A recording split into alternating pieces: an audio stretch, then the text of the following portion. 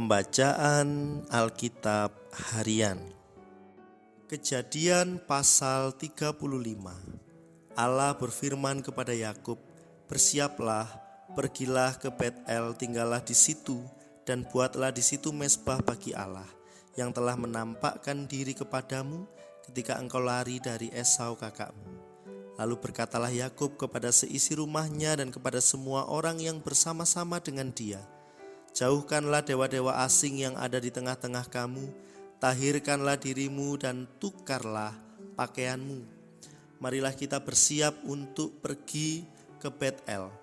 Aku akan membuat mezbah di situ bagi Allah yang telah menjawab aku pada masa kesesakanku dan yang telah menyertai aku di jalan yang kutempuh." Mereka menyerahkan kepada Yakub segala dewa asing yang dipunyai mereka dan anting-anting yang ada pada telinga mereka. Lalu Yakub menanamnya di bawah pohon besar yang dekat Sikem. Sesudah itu berangkatlah mereka, dan kedahsyatan yang dari Allah meliputi kota-kota sekeliling mereka, sehingga anak-anak Yakub tidak dikejar. Lalu sampailah Yakub ke Luz yang di tanah Kanaan, yaitu Bet-El, ia dan semua orang yang bersama-sama dengan dia.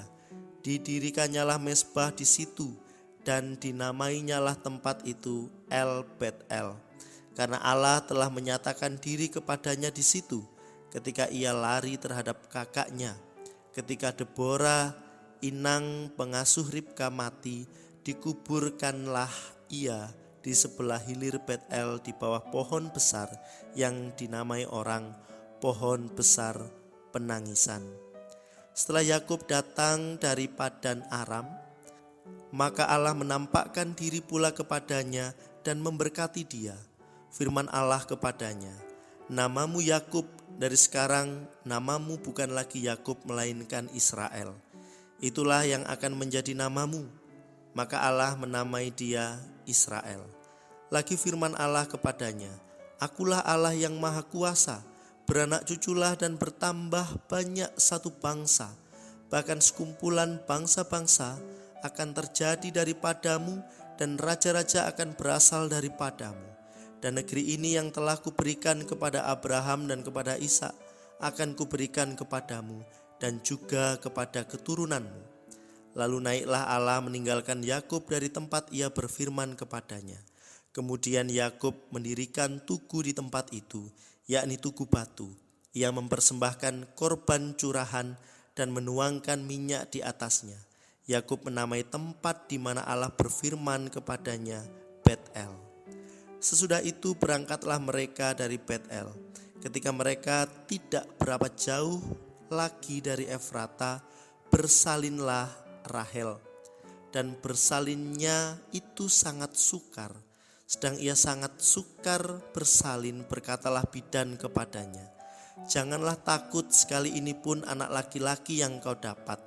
Dan ketika ia hendak menghembuskan nafas, sebab ia mati kemudian, diberikannyalah nama Ben-Oni kepada anak itu, tetapi ayahnya menamainya Benyamin. Demikianlah Rahel mati, lalu ia dikuburkan di sisi jalan ke Efrata, yaitu Betlehem. Yakub mendirikan tugu di atas kuburnya. Itulah tugu kubur Rahel sampai sekarang. Sesudah itu berangkatlah Israel, lalu ia memasang kemahnya di seberang Migdal Eder. Ketika Israel diam di negeri ini, terjadilah bahwa Ruben sampai tidur dengan Bilha gundi ayahnya, dan kedengaranlah hal itu kepada Israel.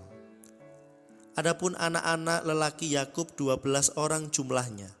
Anak-anak Lea ialah Ruben anak sulung Yakub, kemudian Simeon, Lewi, Yehuda, Isakar dan Zebulon. Anak-anak Rahel ialah Yusuf dan Benyamin.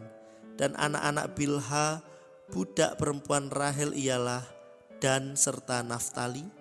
Dan anak-anak Zilpa, budak perempuan Lea, ialah Gad dan Asyer. Itulah anak-anak lelaki Yakub yang dilahirkan baginya di Padan Aram. Lalu sampailah Yakub kepada Ishak ayahnya di Mamre dekat Kiryat Arba, itulah Hebron, tempat Abraham dan Ishak tinggal sebagai orang asing.